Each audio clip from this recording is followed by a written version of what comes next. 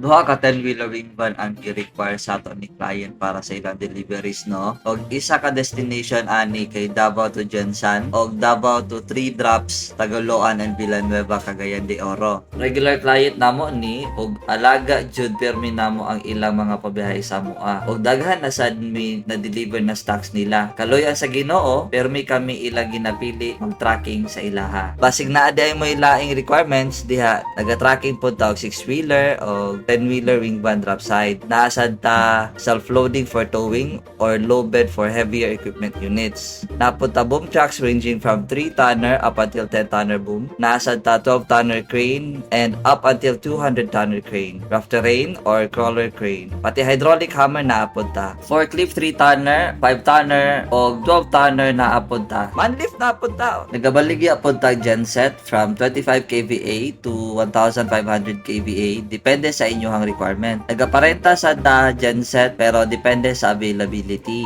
Salamat. God bless.